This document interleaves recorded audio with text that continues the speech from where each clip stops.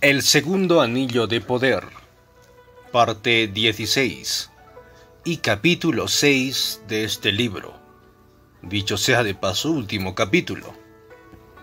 Bueno, sean bienvenidos a este nuestro espacio habitual. Pues vamos con lo nuestro. Primera parte del capítulo 6. La segunda atención. Parte 16 del audiolibro. Vamos con lo nuestro. Ay. Debes marchar hoy, más tarde, dijo la gorda al terminar el desayuno, puesto que has decidido seguir con nosotros. Has asumido el compromiso de ayudarnos a realizar nuestra tarea. El nahual me dejó a cargo únicamente hasta tu llegada. Me encargó, como ya sabes, comunicarte ciertas cosas. Te he dicho la mayor parte, pero aún quedan algunas que no podía mencionarte hasta que hubieses hecho tu elección. Hoy nos ocuparemos de ellas. Una vez hecho, deberás irte con la finalidad de darnos tiempo para prepararnos. Necesitamos unos pocos días para solucionarlo todo y disponernos a abandonar estas montañas para siempre. Pasamos aquí muchísimo tiempo. Es duro separarse de ellas, pero todo ha terminado de pronto. El nahual nos advirtió del cambio absoluto que tu presencia iba a acarrear, más allá del resultado de tus enfrentamientos. Pero creo que nadie le creyó realmente. No alcanzo a ver por qué ustedes tienen que cambiar nada, apunté. Ya te lo he explicado, protestó. Hemos perdido nuestro antiguo propósito. Ahora tenemos otro, y este requiere que lleguemos a ser tan ligeros como la brisa. La brisa es nuestro nuevo talante. Antes era el viento cálido. Tú has cambiado nuestra dirección. Estás dando rodeos, gorda, dije. Sí, pero ello se debe a que estás vacío. No puedo ser más clara. Cuando regreses, los genaros te enseñarán el arte del acecho y luego partiremos. El nahual dijo que si decidías quedarte con nosotros, lo primero que debía decirte era que tenías que recordar tus encuentros con Soledad y con las hermanitas, a fin de examinar todos y cada uno de los detalles de lo sucedido en relación con ellas, porque todo es un presagio de lo que te ocurrirá en el camino. Si eres cauteloso e impecable, verás que esos hechos eran ofrendas de poder. ¿Qué va a hacer doña Soledad?, pregunté yo. Se va. Las hermanitas le han estado ayudando a desmontar su suelo. Ese suelo la ayudaba a alcanzar la atención del nahual. Las líneas estaban dotadas de poder para hacerlo. Dada una de ellas captaba una parte de su atención. El estar incompleto no representa un inconveniente para que ciertos guerreros alcancen ese nivel. Soledad fue transformada porque llegó a ese grado de atención antes que los demás. Ya no le es necesario mirar su piso para entrar a ese otro mundo, y dado que el suelo ya no le hace falta, lo ha devuelto a la tierra de la cual lo había cogido. ¿Están de veras decididos a partir?, pregunté a la gorda. Lo estamos.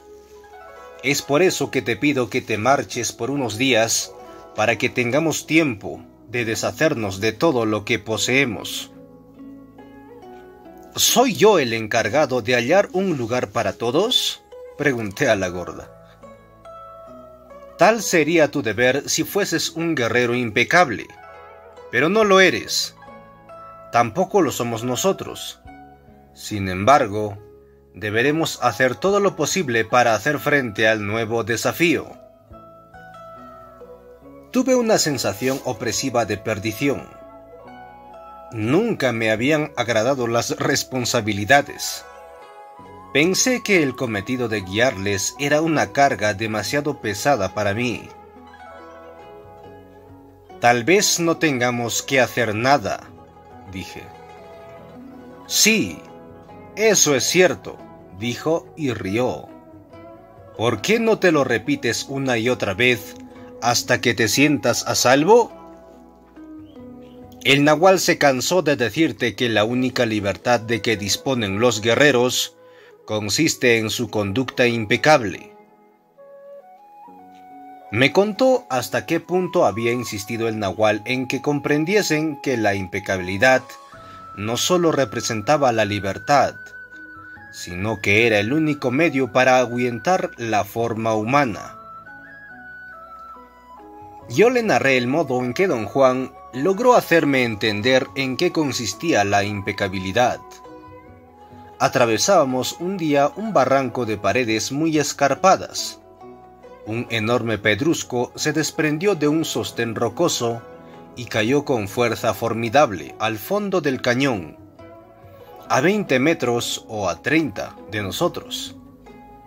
El tamaño de la piedra hizo que su caída resultara impresionante. Dijo que la fuerza que rige nuestros destinos está fuera de nosotros y nada tiene que ver con nuestros actos ni con nuestra voluntad.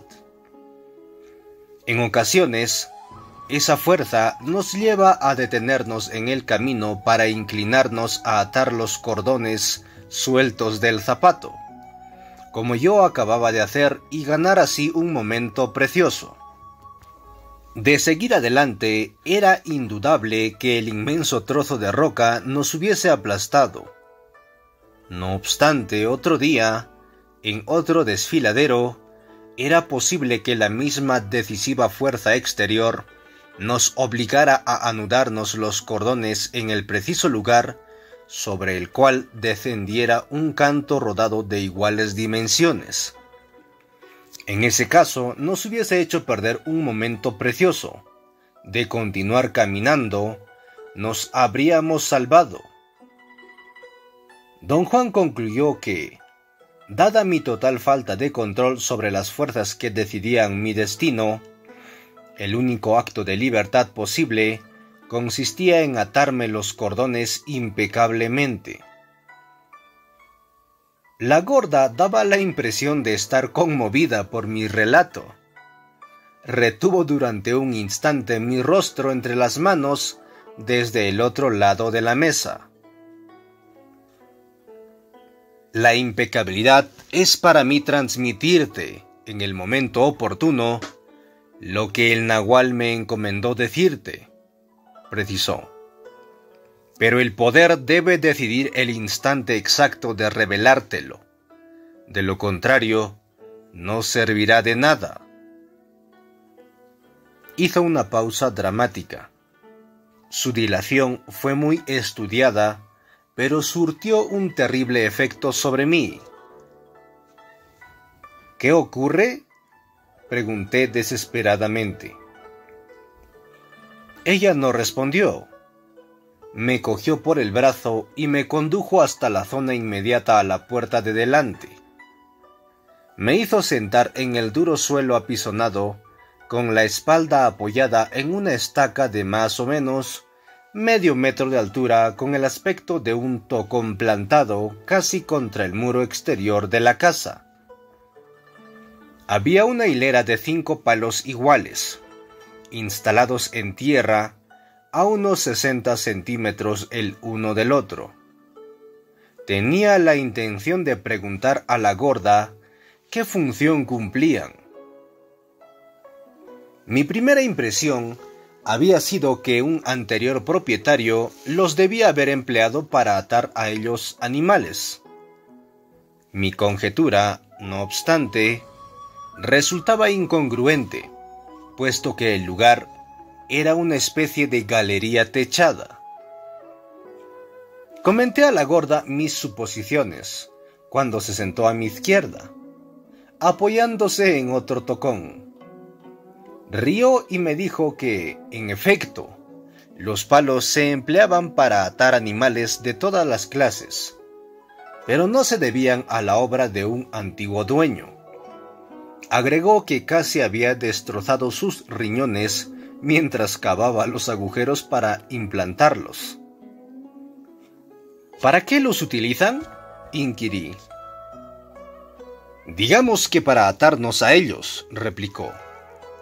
Y ello me recuerda la siguiente cosa que el nahual me encargó decirte.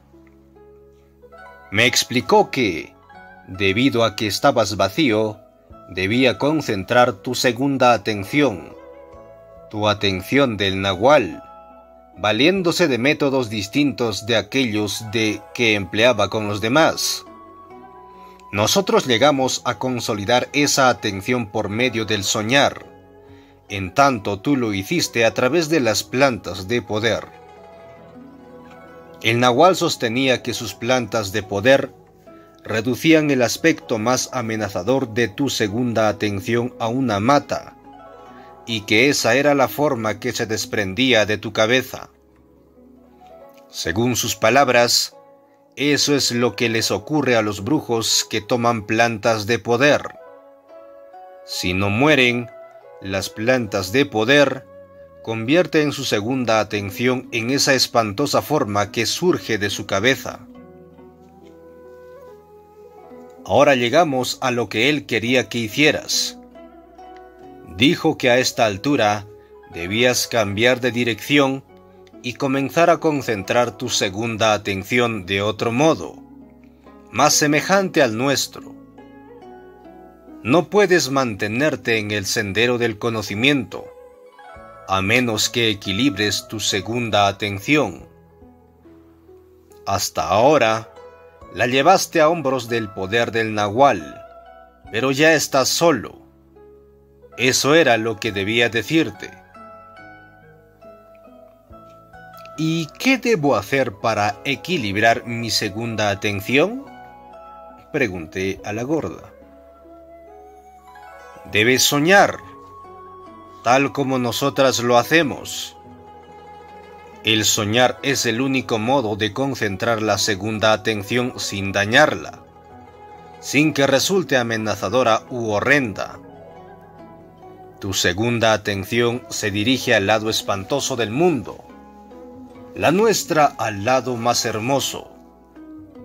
Debes cambiar de lado y venir al nuestro. Eso es lo que escogiste la otra noche, al decidirte a marchar con nosotros. ¿Esa forma puede surgir en mí en cualquier momento?, pregunté. No. El nahual dijo que no volvería a aparecer hasta que no fueses viejo como él. Tu nahual ya se ha mostrado siempre que ha sido necesario. El nahual y Genaro se cuidaron de ello. Solían hacerlo para salir por fastidiarte. El nahual me contó que en ocasiones llegabas a un pelo de la muerte porque tu segunda atención era muy complaciente. Una vez incluso le asustaste. Tu nahual le atacó y se vio obligado a cantar para serenarlo. Pero lo peor te sucedió en Ciudad de México.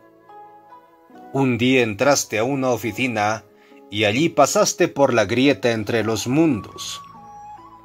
Su único objetivo consistía en dispersar tu atención del tonal. Estabas preocupado hasta un punto increíble por una cuestión idiota. Pero en cuanto te empujó, tu tonal se redujo y tu ser entero cruzó la grieta. Pasó momentos terribles buscándote. No me ocultó que, por un momento, creyó que te habías alejado incluso de los lugares a los cuales él podía acceder. Pero logró verte, vagando a la aventura, y te trajo de regreso. Me contó que saliste de la grieta a las 10 de la mañana. Así, las 10 pasó a ser tu hora. ¿Mi hora para qué? Pregunté. Para todo. Si sigues siendo un hombre, morirás alrededor de esa hora. Si llegas a ser un brujo, dejarás este mundo alrededor de esa hora. Eligio también siguió un camino diferente, un camino que ninguno de nosotros conoce. Lo conocimos poco antes de su partida. Era un soñador maravilloso, tanto que el Nahual y Genaro solían llevarle a través de la grieta y tenía el poder necesario para cruzarla como si nada. Ni siquiera jadeaba. Ellos le dieron el empujón final con plantas de poder. Disponía del control y del poder preciso para dominar las fuerzas resultantes del empujón, y eso lo llevó hasta el lugar en que se halla. Los Genaros me dijeron que Eligio había saltado con Benigno. ¿Es eso cierto? Pregunté. Claro, para cuando Eligio hubo de saltar, su segunda atención ya había estado en ese otro mundo. El Nahual estaba convencido de que la tuya también lo había estado, pero debido a tu falta de control, te habría resultado una pesadilla. Según él, sus plantas de poder te desequilibraban. Habían forzado a abrirte camino por tu atención del Nahual, y te habían situado directamente en el reino de tu segunda atención, aunque sin dominio alguno sobre ella. El Nahual no administró plantas de poder a Eligio hasta el final. ¿Crees que mi segunda atención ha sido dañada? Pregunté a la gorda. El Nahual no dijo jamás nada semejante. Él pensaba que eras un loco peligroso, pero eso no tenía nada que ver con las plantas de poder. Aseveraba que en ti ambas atenciones eran ingobernables. Si te sobrepusieras a ello, serías un guerrero. Quería que siguiera hablándome sobre el tema. Plantó su mano sobre mi libreta y me hizo saber que teníamos por delante un día terriblemente agotador y necesitábamos reponer energías para soportarlo. Por tanto, debíamos reforzarnos mediante la luz solar. Aseguró que las circunstancias requerían la captación de sus rayos por el ojo izquierdo. Comenzó a mover la cabeza de un lado a otro, lentamente, mirando con fijeza al sol a través de sus párpados entornados. Instantes más tarde se nos unieron Rosa, Josefina y Lidia. Lidia se sentó a mi derecha, Josefina junto a ella, y Rosa lo hizo al lado de la gorda. Todas apoyaban la espalda en las estacas. Yo me encontraba en el centro de la fila. Era un día claro. El sol estaba por encima de la distante hilera de montañas. Comenzaron a mover la cabeza con una sincronización perfecta. Las imité y tuve la impresión de haberme puesto de acuerdo con ellas previamente. Al cabo de un minuto más o menos, se detuvieron. Todas ellas llevaban sombrero y se cubrían el rostro con las alas, evitando que la luz del sol diese en sus ojos cuando no los bañaban adrede en ella. La gorda me había dado mi viejo sombrero. Estuvimos allí sentados durante cerca de media hora. En ese lapso repetimos el ejercicio incontables veces. Yo pretendía indicar en la libreta el número, pero la gorda, como al descuido, la había puesto fuera de mi alcance. De pronto Lidia se puso en pie murmurando algo ininteligible. La gorda se inclinó sobre mí y susurró que los genaros venían por el camino. Me erguí para mirar, pero no había nadie a la vista. Rosa y Josefina también se levantaron y entraron tras Lidia a la casa. Comuniqué a la gorda que no veía a nadie en las proximidades. Replicó que los genaros se habían dejado ver en un punto del camino. Añadió que temía el momento en que nos volviéramos a reunir, pero tenía confianza en que yo manejara la situación.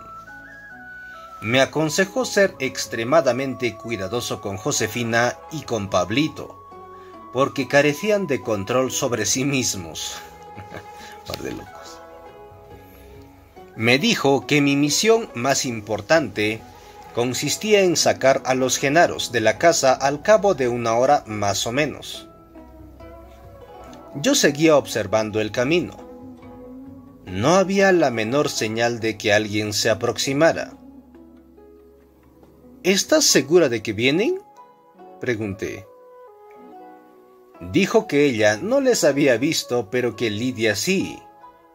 Los genaros habían resultado visibles para ella, porque a la vez que bañaba sus ojos en la luz, no había dejado de observar los alrededores. La explicación de la gorda no me había resultado satisfactoria, y le pedí que se explayara sobre el particular. «Somos observadores», dijo. «Como tú, somos lo mismo. No es necesario que lo niegues. El nahual nos contó tus proezas de observación». ¿Mis proezas de observación? ¿De qué hablas?, pregunté a la gorda. Contrajo los labios. Se la veía casi enfadada a causa de mi pregunta. Sorprendida, obviamente. Sonrió y me dio una palmada. De pronto su cuerpo vibró. Miró por encima de mi hombro con los ojos en blanco y entonces sacudió la cabeza vigorosamente. Dijo que acababa de ver que los genaros no iban hacia allí. Era demasiado temprano. Esperarían un rato antes de hacer su aparición. Sonrió como si la demora la complaciera. «De todos modos, es demasiado temprano para recibirles», dijo. «Y ellos sienten lo mismo en lo que a nosotros respecta». «¿Dónde se encuentran?», pregunté. «Han de estar sentados en alguna parte, a un lado del camino», replicó. Es indudable que Benigno miró hacia la casa antes de subir y nos vio sentados aquí. Esa es la razón por la cual decidieron esperar. Es perfecto. Ello nos dará tiempo. «Me preocupas, gorda. ¿Tiempo para qué?». «Hoy debes acorralar tu segunda atención, y eso nos afecta a todos». «¿Y cómo lo haré?», volví a preguntar. «No lo sé. Nos resultas muy misterioso. El nahual te hizo cantidad de cosas con sus plantas de poder, pero no puedes afirmar que constituyan un conocimiento. Eso es lo que he estado tratando de decirte. A menos que tengas dominio sobre tu segunda atención, te será imposible valerte de ella. Hasta entonces, permanecerás para siempre a medio camino entre las dos, como ahora. Todo lo que te ha sucedido desde tu llegada ha tenido como objeto poner en movimiento esa atención. Te he ido dando instrucciones poco a poco, tal como el nahual me lo ordenó. Dado que has seguido otro sendero, ignoras las cosas que nosotros conocemos. Del mismo modo, nosotros nada sabemos acerca de las plantas de poder. Soledad sabe algo más, porque el nahual la llevó a su tierra. Néstor conoce de plantas medicinales, pero ninguno ha recibido las enseñanzas que tú. Aún no necesitamos de tu saber, pero algún día, cuando estemos preparados, tú serás el único que conozca el modo de proporcionar un estímulo mediante las plantas de poder. Solo yo sé dónde se encuentra escondida la pipa del nahual, en espera de ese día. La orden del nahual es la siguiente: debes desviarte de tu camino y marchar con nosotros. Eso significa que tienes que soñar con nosotras y acechar con los genaros. Ya no puedes permanecer donde te encuentras, en el lado horrendo de tu segunda atención. Otra salida violenta de tu nahual podría matarte. El nahual me dijo que los seres humanos eran criaturas frágiles compuestas por muchas capas de luminosidad. Cuando los ves, parecen poseer fibras, pero estas son en realidad capas, semejantes a las de una cebolla. Las sacudidas, de cualquier clase que sean, separan esas capas y pueden producir la muerte. Se puso en pie y me condujo a la cocina. Allí nos sentamos, el uno frente al otro. Lidia, Rosa y Josefina estaban atareadas en el patio. No alcanzaba a verlas, pero las oía conversar y reír. El nahual decía que nuestra muerte es consecuencia de la separación de las capas, dijo la gorda. Las sacudidas siempre las separan, pero vuelven a unirse. No obstante, a veces la sacudida es tan violenta que las capas se distancian entre sí hasta el punto de no poder volver a juntarse. ¿Has visto alguna vez las capas?, pregunté a la gorda. Claro, vi morir a un hombre en la calle. El nahual me contó que tú también habías dado con un hombre en trance de muerte, pero no le habías visto morir. El nahual me hizo ver las capas del moribundo. Eran como las pieles de una cebolla. Cuando los seres humanos se hallan en salud, semejan huevos luminosos, pero si están enfermos, comienzan a descascararse como una cebolla.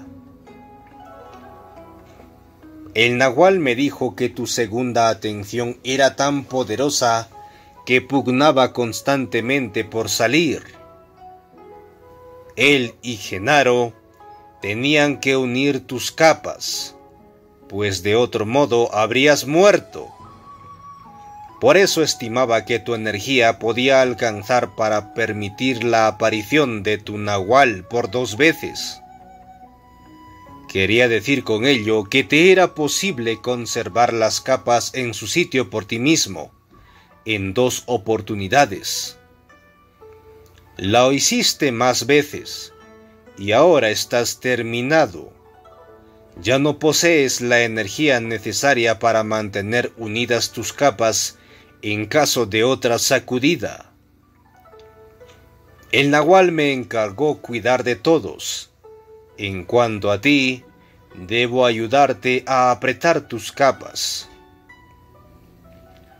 El nahual decía que la muerte las separa. Me explicó que el centro de nuestra luminosidad, la atención del nahual, ejerce permanentemente una fuerza hacia afuera, y que esa es la causa de que las capas se separen. de modo que a la muerte le resulta fácil introducirse en ellas y separarlas por completo. Los brujos tienen que hacer todo lo posible para mantener unidas sus propias capas. Por eso el nahual nos enseñó a soñar. El soñar une las capas. Cuando los brujos aprenden a soñar, reúnen sus dos atenciones y ya no es necesario que el centro empuje hacia afuera. ¿Quieres decir que los brujos no mueren?, pregunté a la gorda. En efecto, los brujos no mueren. ¿Quieres decir que ninguno de nosotros va a morir? No me refiero a nosotros. Nosotros no somos nada. Somos monstruos. Ay, Carlos. No estamos aquí ni allá. Me refiero a los brujos. El nahual y Genaro son brujos. Sus dos atenciones están tan estrechamente unidas que probablemente nunca morirán. ¿Dijo eso el nahual?, pregunté. Sí, tanto él como Genaro me lo dijeron. No mucho antes de su partida, el nahual nos explicó el poder de la atención.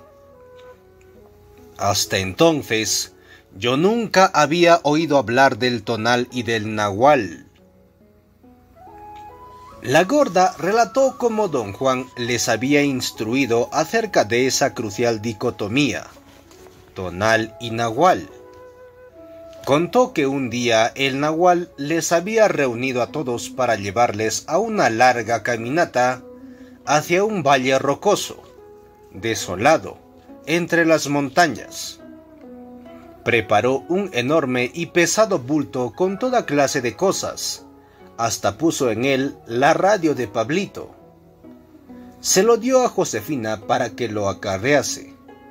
Colocó una pesada mesa sobre los hombros de Pablito y abrió la marcha. Les obligó a todos a turnarse en el transporte del bulto y la mesa durante el trayecto de casi 40 kilómetros, hasta aquel alto y desértico lugar. Al llegar, el nahual ordenó a Pablito colocar la mesa en el centro mismo del valle. Luego pidió a Josefina que distribuyera sobre ella el contenido del bulto. Cuando la mesa estuvo cubierta, les explicó la diferencia entre el tonal y el nahual, en los mismos términos en que lo había hecho conmigo, en un restaurante de Ciudad de México. Empero, en su caso, el ejemplo era infinitamente más gráfico. Les dijo que el tonal era el orden del que somos conscientes en nuestro mundo diario, y también el orden personal con el que cargamos a hombros durante toda nuestra vida, tal como ellos lo habían hecho con la mesa y el bulto. El tonal personal de cada uno era como la mesa en ese valle, una pequeña isla de las cosas que nos son familiares. El nahual, por su parte, era la fuente inexplicable que mantenía el trozo de madera en su lugar y era como la inmensidad de aquel valle desértico. Les hizo saber que los brujos estaban obligados a observar su tonal desde cierta distancia para captar mejor lo que en realidad les rodeaba. Les hizo andar hasta lo alto de una cresta desde la cual alcanzaban a dominar toda la razona. Desde allí, la mesa resultaba apenas visible.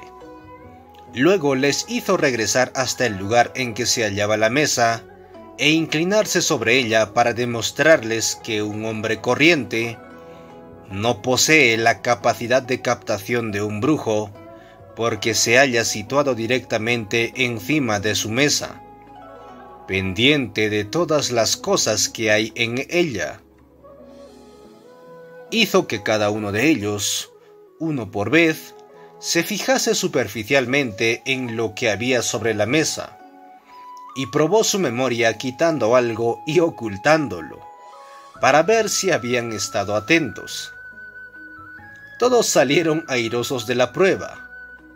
Les indicó que su capacidad para recordar con tanta facilidad las cosas allí expuestas se debía a que todos habían desarrollado su atención del tonal, o en otros términos, su atención de la mesa. A continuación, les pidió que pasaran la vista por aquello que había bajo la mesa, y probó su memoria cambiando de lugar piedras, ramitas y otras cosas.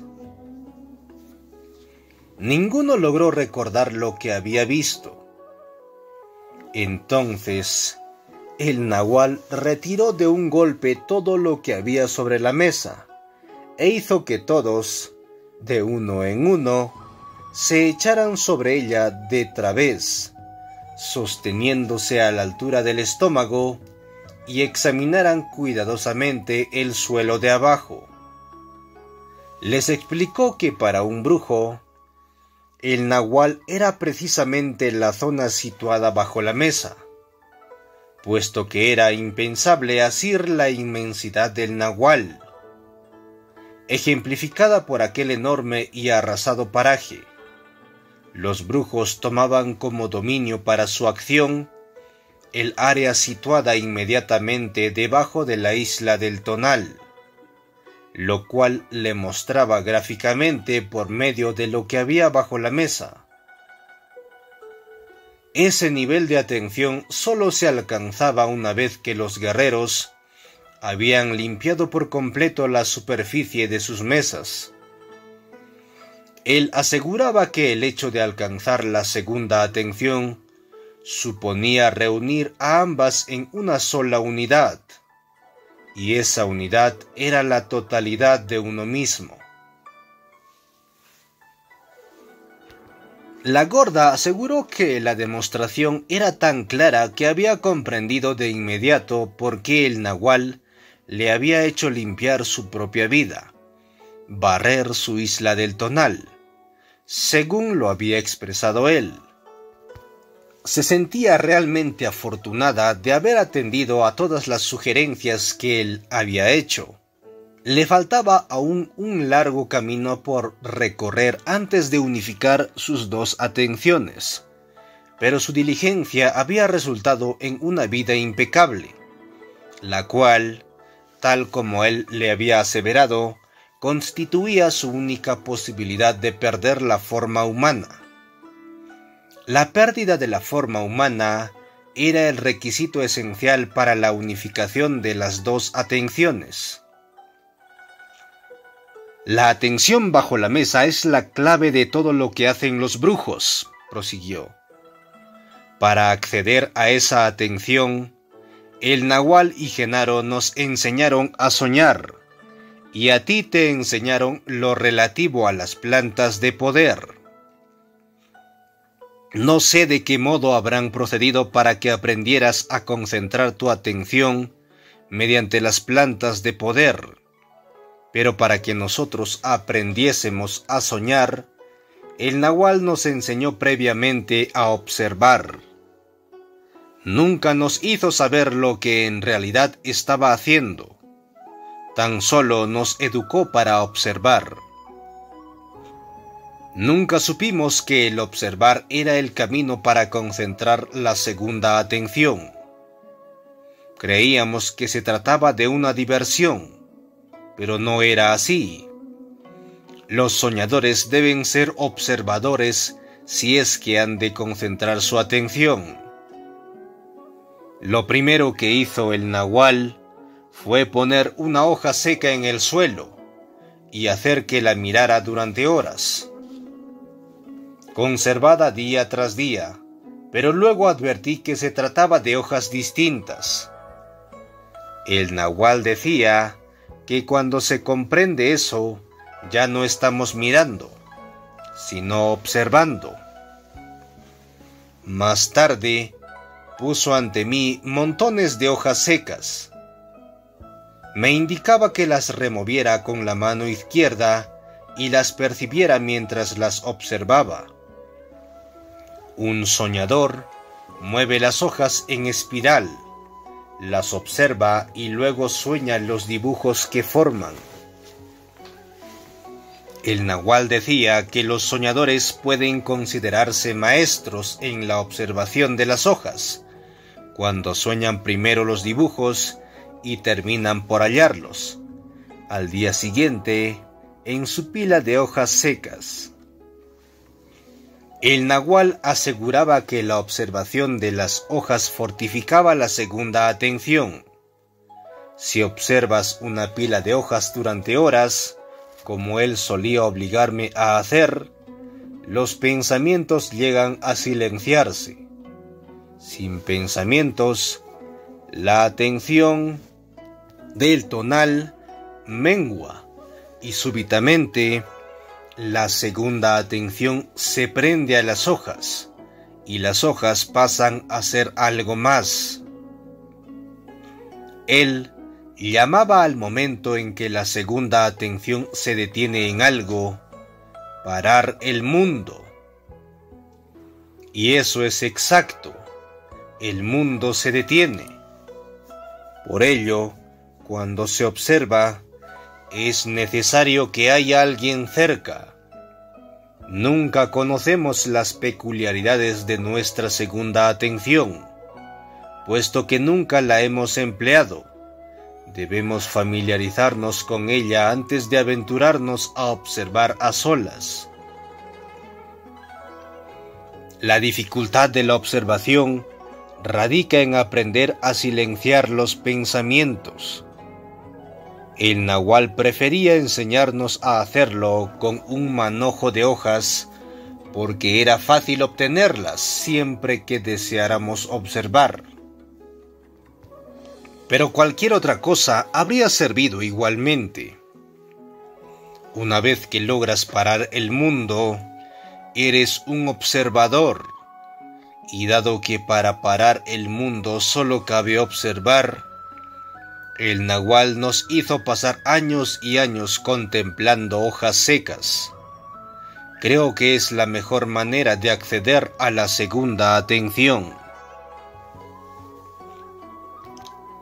Combinaba la observación de hojas secas con la búsqueda en el soñar de las propias manos. Tardé cerca de 1 año en hallarlas y 4 en parar el mundo. El nahual decía que una vez atrapada la segunda atención por medio de las hojas secas, se la amplía valiéndose del observar y el soñar. Eso es todo al respecto. Lo presentas como algo muy sencillo, gorda, dije. Todo lo que hacen los toltecas es muy sencillo. El nahual afirmaba que lo único que se debía hacer para captar la segunda atención era intentarlo una y otra vez. Todos nosotros paramos el mundo observando hojas secas. Tú y Eligio siguieron un camino diferente. Tú lo hiciste mediante plantas de poder, pero ignoro el método que el nahual empleó con Eligio. Nunca quiso decírmelo. Me habló de ti porque tenemos una misma misión. Le mencioné que había dejado constancia en mis notas de que solo unos días atrás había tenido por vez primera plena conciencia de haber parado el mundo. Ella rió. «Paraste el mundo antes que cualquiera de nosotros», dijo. «¿Qué crees que hiciste al tomar plantas de poder? No lo hiciste mediante el observar como nosotros. Eso es todo». ¿Lo único que te hizo observar el nahual fue la pila de hojas secas?, pregunté. Una vez que los soñadores aprenden a parar el mundo, pueden observar otras cosas. Finalmente, Cuando pierden definitivamente la forma, pueden observarlo todo. Yo lo hago. Puedo penetrar en todo.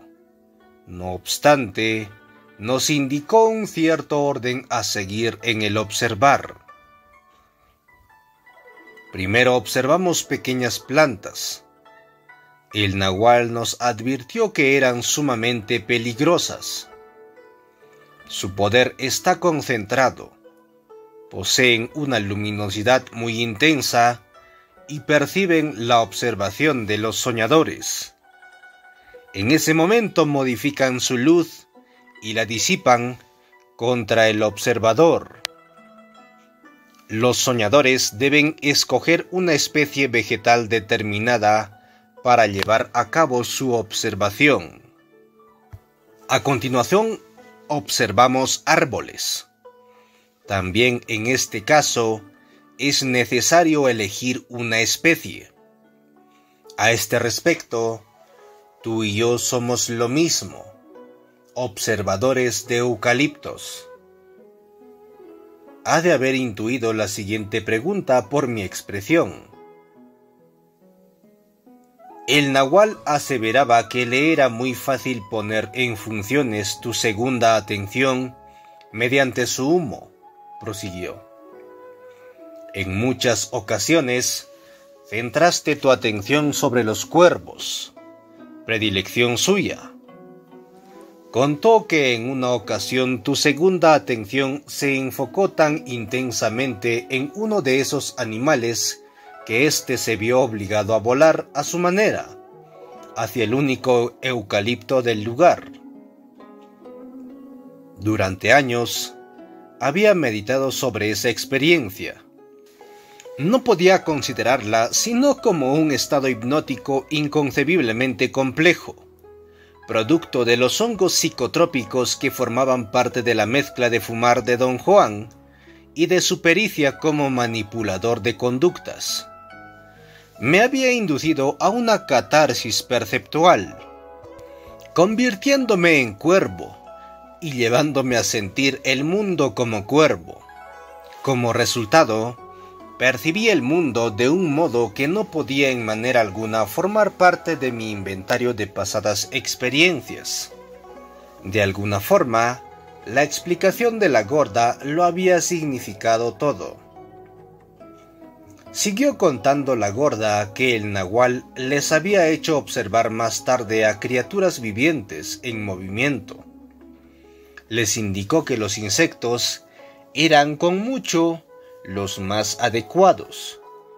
Su movilidad las hacía inofensivos para el observador, al contrario de las plantas, que obtenía su luz directamente de la tierra.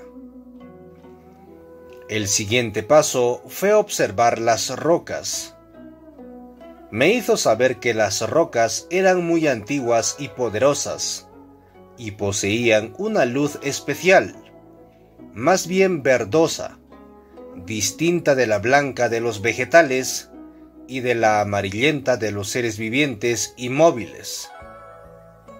Las rocas no se abrían fácilmente a los observadores, pero estos debían insistir, puesto que las rocas abrigaban en su núcleo secretos especiales, secretos que ayudaban a los brujos a soñar. ¿Qué te revelan las rocas?, pregunté. Cuando observo el núcleo mismo de una roca, dijo, siempre percibo una varada del aroma que le es propio. Cuando vago en mi soñar, sé dónde estoy merced a esos aromas. Afirmó que la hora era un factor importante en la observación de árboles y rocas. Al amanecer, tanto los unos como las otras estaban entumecidos y su luz era débil. Se los hallaba en su mejor forma alrededor del mediodía. La observación realizada a esa hora servía para apropiarse de su luz y su poder. Al anochecer, se hallaban silenciosos y tristes, especialmente los árboles. Según la gorda, estos dan la impresión en ese momento de observar a su vez al observador.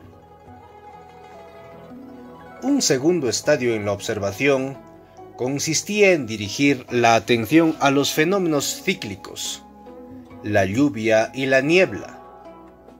Los observadores pueden dirigir tu atención a la lluvia y moverse con ella, o concentrarla en el entorno y emplear la lluvia como lente de aumento, capaz de revelar rasgos ocultos. Observando a través de ella, se descubren los lugares de poder y aquellos que deben ser evitados. Los lugares de poder son amarillentos y los que se tienen que eludir, intensamente verdes. La gorda dijo que la niebla era, a no dudarlo, la cosa más misteriosa de la tierra para un observador, y que se la podía emplear en los mismos dos sentidos que la lluvia. Pero a las mujeres no les era fácil acceder a la niebla. Aún después de haber perdido su forma humana, permanecía inasequible para ella. Contó que en una oportunidad el nahual le había hecho ver una neblina verde, situada sobre un banco de niebla, y le había dicho que se trataba de la segunda atención de un observador de niebla que vivía en aquellas montañas, y que se movía con el banco. Agregó la gorda que la niebla servía igualmente para descubrir los fantasmas de las cosas que ya no estaban, y que la verdadera proeza de los observadores de niebla consistía en permitir que su segunda atención penetrara en todo aquello que su actividad les revelase.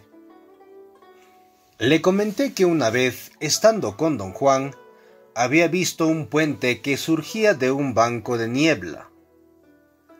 Quedé pasmado por la claridad y la precisión de forma del puente. Me resultaba más que real. La imagen había sido tan inmensa y vívida que no había podido olvidarla. Don Juan me había comentado que algún día iba a tener que atravesar ese puente. «Conozco la cuestión», dijo. «El nahual me advirtió que cierto día, cuando hubieses alcanzado el dominio sobre tu segunda atención, cruzarías ese puente valiéndote de ella, del mismo modo que llegaste a volar como un cuervo. Dijo que si llegabas a ser brujo, un puente surgiría de la niebla para ti, y tú pasarías por él, y desaparecerías de este mundo para siempre, tal como lo hizo él». «¿Desapareció así cruzando un puente?», pregunté. «No a través de un puente, pero tú viste con tus propios ojos cómo él y Genaro atravesaban la grieta entre los mundos.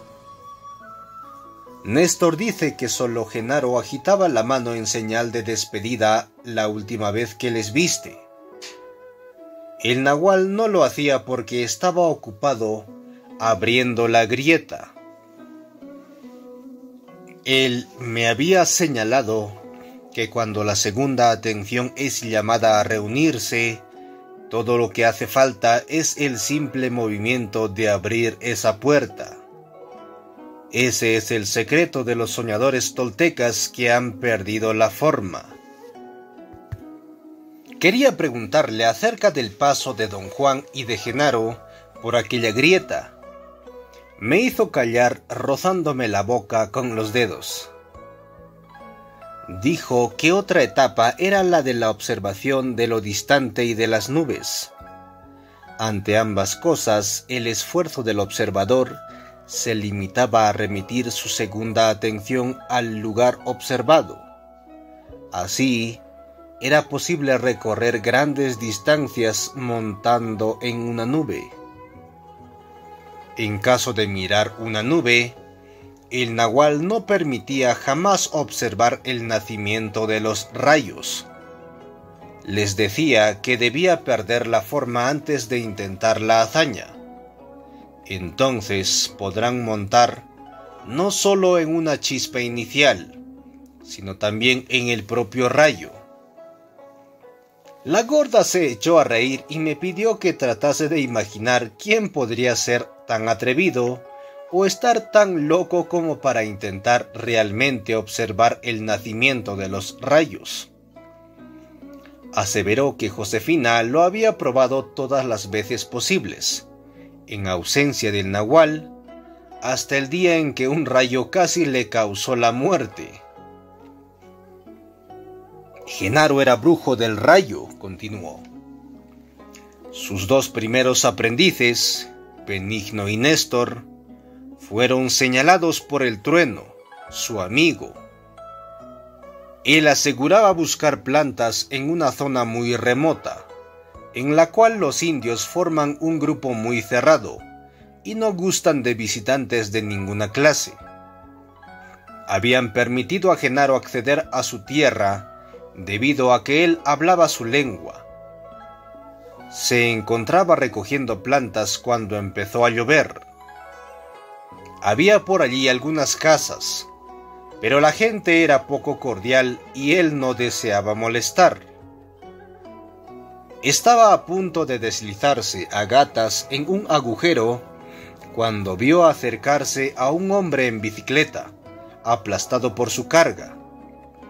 Era Benigno, el hombre del poblado, que trataba con aquellos indios.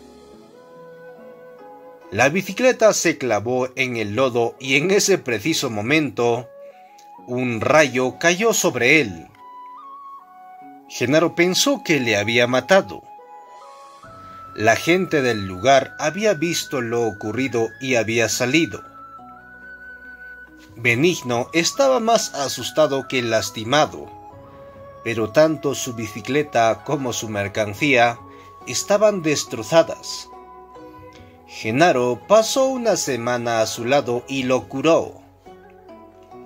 Algo casi idéntico le sucedió a Néstor. Acostumbraba a comprar plantas medicinales a Genaro. Cierto día le siguió hasta las montañas para ver dónde las recogía y no tener que pagar más por ellas. Genaro se adentró en las montañas adrede, mucho más que de costumbre. Su intención era que Néstor se extraviara. No llovía, pero había rayos. Uno de ellos tomó tierra y corrió por ella como una serpiente. Pasó por entre las piernas de Néstor y fue a dar en una piedra a 10 metros. Según Genaro, había chamuscado las piernas de Néstor. Los testículos se le hincharon y se puso muy enfermo. Genaro se vio obligado a cuidar de él durante una semana allí mismo, en las montañas. Para cuando Benigno y Néstor estuvieron sanos, se vieron también enganchados. Es necesario enganchar a los hombres. A las mujeres no. Las mujeres entran libremente en todo. En ello radica su poder y su desventaja. Los hombres deben ser guiados y las mujeres contenidas. Sofocó una risilla y dijo que era indudable que había mucho de masculino en ella, puesto que necesitaba ser guiada y que yo debía tener mucho de femenino, porque requería ser contenido. La etapa final había sido lo de la observación del fuego, el humo y las nubes. Me comunicó que para un observador del fuego y el humo no eran luminosos, sino negros. Las sombras, en cambio, eran brillantes y tenían movimiento y color. Había dos cosas más que se mantenían separadas: la observación del agua y la de las estrellas. La observación de estrellas era exclusividad de los brujos que habían perdido su forma humana. Me contó que a ella le había ido muy bien en ello, no así en la observación del agua, especialmente del agua fluyente, que servía a los brujos sin forma para concentrar su segunda atención y llevarla a cualquier parte a la que desearan ir. A todos nosotros nos aterroriza el agua, continuó. Un río puede atrapar tu segunda atención y llevársela, sin que sea posible detenerla. El nahual me habló de tus hazañas como observador de agua, pero no me ocultó que una vez estuviste a punto de desintegrarte en el curso de un río poco profundo, y que ahora no puedes siquiera tomar un baño. En varias oportunidades, don Juan me había hecho observar una acequia que se encontraba detrás de su casa bajo los efectos de su mezcla de fumar. Había experimentado sensaciones inconcebibles. Llegué a verme enteramente verde, como cubierto de algas. Fue entonces cuando me recomendó evitar el agua. ¿Perjudicó el agua mi segunda atención?, pregunté. En efecto, respondió ella. Eres un individuo muy descuidado. El nahual te advirtió que debías proceder con cautela, pero excediste tus propias limitaciones en la observación del agua. Él me contó que podías haber utilizado el agua como nadie, pero no era tu destino el ser moderado. Acercó su asiento hacia el mío. Eso es todo, por lo que la observación respecta, dijo. Pero debo comunicarte más cosas antes de que partas. ¿De qué se trata, gorda?, pregunté. Primero, antes de que te diga nada, debes volver tu segunda atención hacia las hermanitas y yo. No creo que me sea posible, respondí. Se puso de pie y entró en la casa. Volvió poco después con un pequeño cojín redondo de la misma fibra natural que se utiliza para hacer las redes. Sin una palabra, me condujo hacia la galería de entrada. Me dijo que el cojín lo había hecho ella misma para estar cómoda mientras aprendía a observar, puesto que la posición del cuerpo era de gran importancia para ello. Había que sentarse en el suelo, sobre un rimero de hojas secas o un cojín de fibras naturales. La espalda debía apoyarse en un árbol, un tocón o una piedra lisa. Era necesario estar completamente relajado.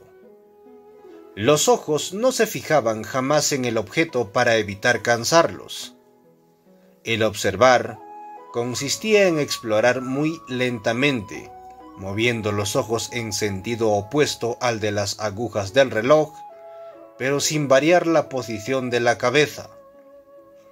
Agregó que el nahual les había hecho instalar allí aquellas estacas para apoyarse.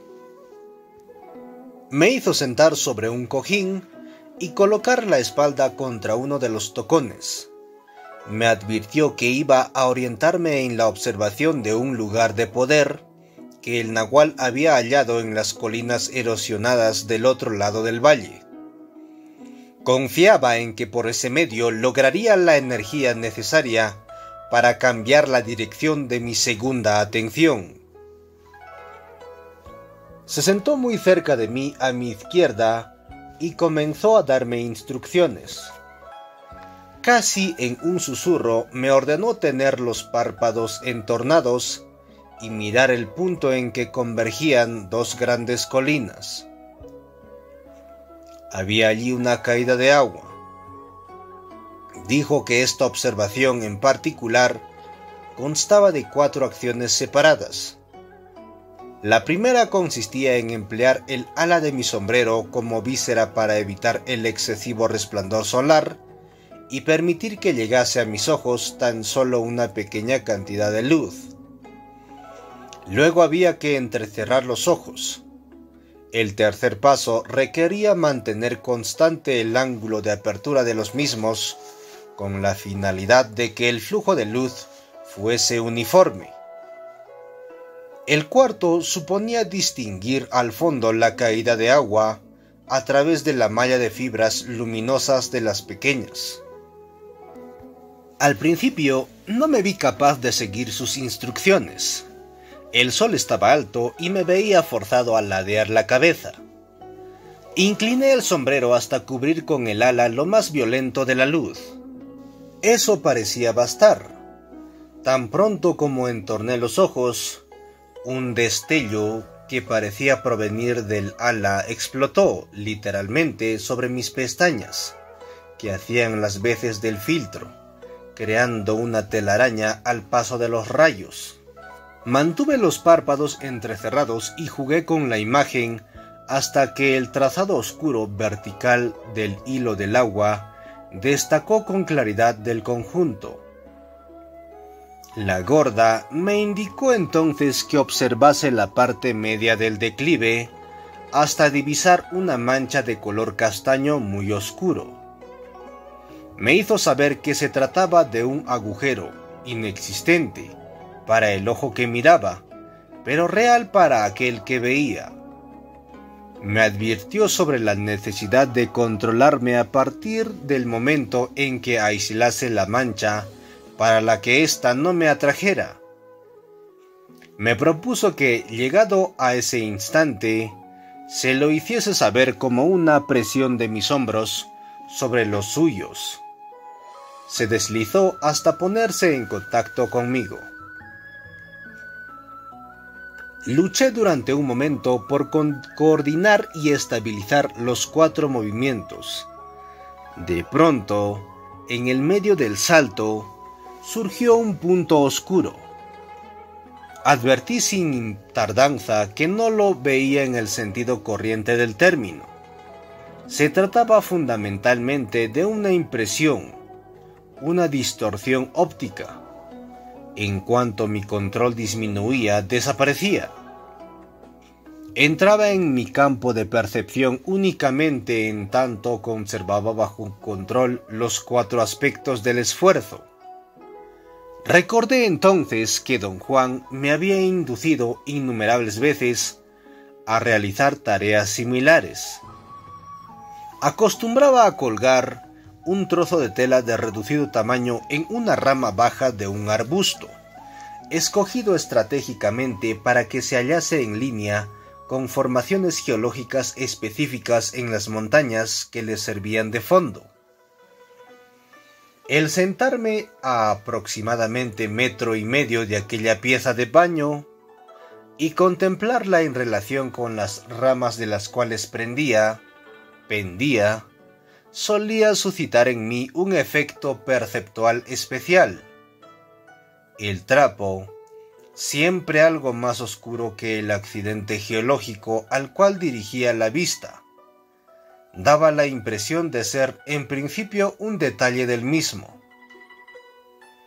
Todo consistía en dejar que la percepción actuara libremente, prescindiendo de todo análisis. Todo consistía en dejar que la percepción actuara libremente, prescindiendo de todo análisis.